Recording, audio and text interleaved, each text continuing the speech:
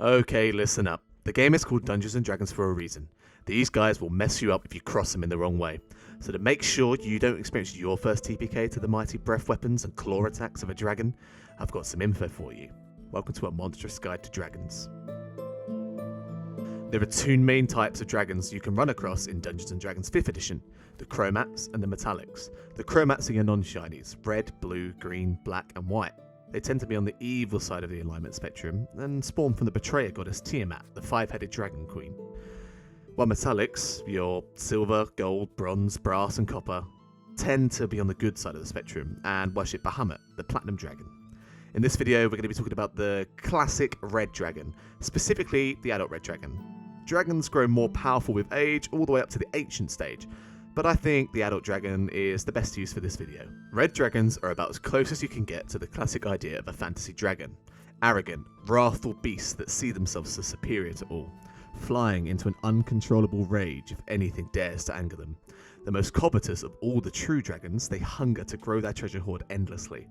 But don't mistake this dragon's anger management issues and greedy nature for stupidity, as a red dragon will know the exact location and value of every last item in its hoard. Even a single piece of gold will put a target on the party's back, as the dragon will hunt you down to reclaim its lost wealth. So no wandering hands. I'm looking at you, rogues. The 5th edition monster manual states that a red dragon will make its lair in high mountains or hills, dwelling in caverns under snow-capped peaks or within the deep halls of abandoned mines and dwarven strongholds. Caves with volcanic activity are the most desirable to a red dragon, as they have natural hazards that slow down adventurers seeking the dragon's demise. This provides the dragon with a variety of lair actions, such as erupting magma, tremors that shake the party, throwing them to the ground, and volcanic gases that cloud the room, poisoning invaders. Red dragons can grow to be so powerful that even the region surrounding their lair becomes warped by their magic, causing small earthquakes, water sources to become hot and tainted with sulfur, and causing portals to the elemental plane of fire to tear open, allowing the creatures from within to flood out into the prime material plane. These effects will fade, if you manage to slay the beast, of course. So, let's talk about the mechanics. The previously mentioned lair actions will occur on the initiative count of 20. For example, if the dragon rolled an initiative of 7, the warlock a 15, and the ranger a 21, then the initiative would go ranger, lair action, warlock, and dragon. Then repeat in that order. So, keep that in mind for your fight strategy. However, red dragons spend as much time in their lair as they do outside of it, prowling their territory, so perhaps you could plan to ambush it while it was out in the open. A red dragon is immune to fire damage, so sorry wizards, no fireballs here, but it has no other immunities or damage resistances. However, it does have the ability to use 3 legendary resistances per day, meaning that if the dragon fails a saving throw, it can choose to succeed instead. For example, your 12th level wizard casts Disintegrate and the dragon fails its dex save. He can use his legendary resistance to succeed instead. Get it? It's easy. When fighting a red dragon, it has 4 main weapons.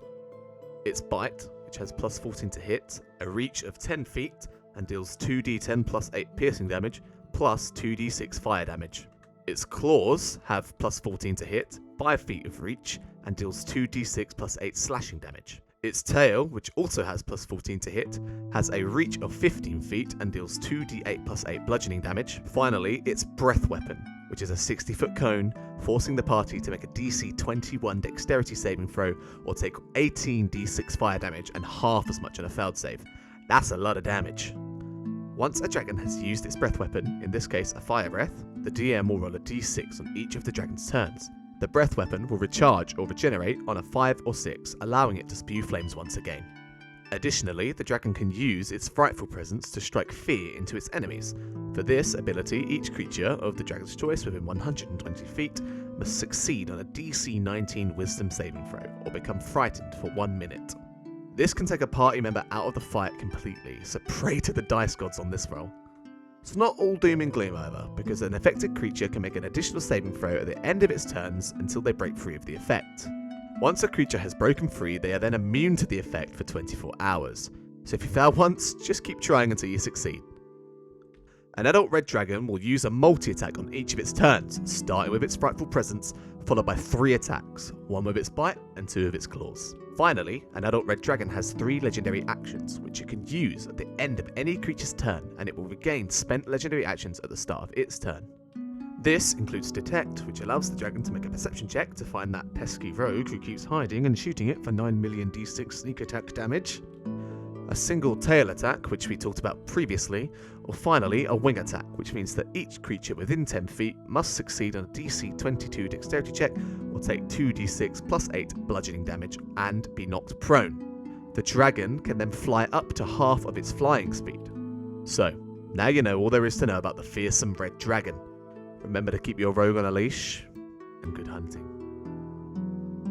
Thank you so much for getting this far in the video. I had a ton of fun making it and I hope you enjoyed it. Please let me know what you think down in the comment section and drop a like down below.